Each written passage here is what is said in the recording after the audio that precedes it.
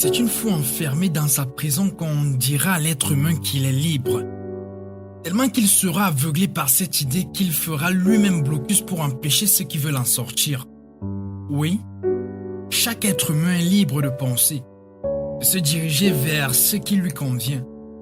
Mais à quel moment peut-on voir si nous sommes réellement convaincus ou si au fond de nous, nous ne sommes pas simplement victimes de celui qui désire nous contrôler? À force de répéter à l'homme ce qu'il doit être, il commencera à penser qu'il est normal de devenir ce qu'on lui demande. Nous sommes en grande partie tous esclaves. Esclaves de la mode qui est décidée, de la technologie dont on ne peut se passer. Car on pense que c'est la seule manière de se faire accepter, la seule manière d'être beau. Et parfois car on est simplement drogué.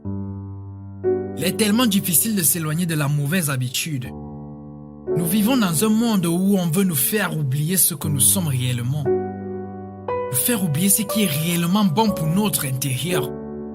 Sa véritable nourriture. Le vrai regard qu'on devrait porter sur ce monde. La première méthode, elle est de créer la peur sur tout ce qui nous entoure. Car la peur, elle est humaine. Très peu contrôlable et tellement dangereuse lorsqu'elle est dans de mauvaises mains. On peut réussir à nous faire peur face à la réalité. Et nous faire aimer ce qui nous détruit tous les jours. Et cela se perçoit dans la nourriture, dans nos relations, dans nos discours. Et ça se comprend dans le mal-être de nos corps et de nos larmes.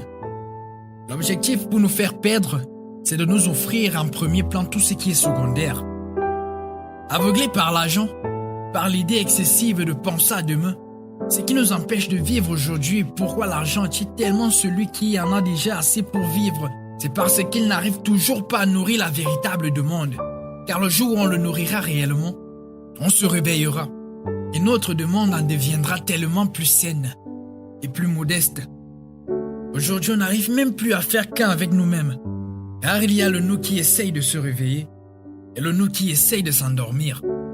Celui qu'on nourrit, c'est celui qui essaye souvent de s'endormir. La demande, c'est de comprendre son rôle sur Terre.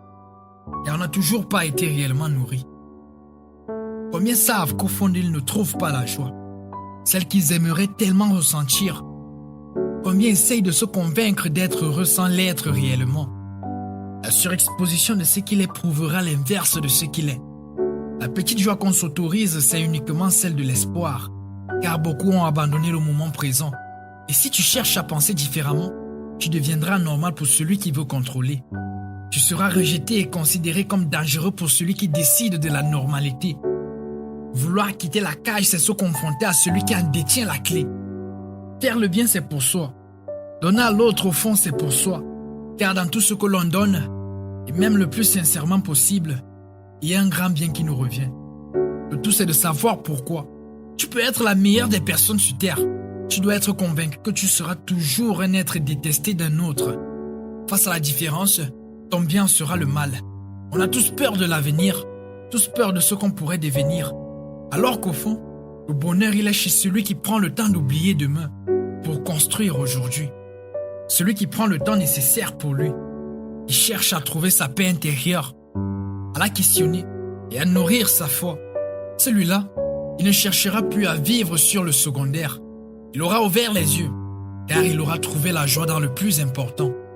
C'est quand l'apparence n'existe que par l'intérieur, quand la liberté ne rime qu'avec son choix profond, quand dans tout ce qu'il voit, il aperçoit un signe, dans l'arbre qui pousse, dans le ciel infini, et même chez les hommes qui le détestent. Le hasard n'existe en rien.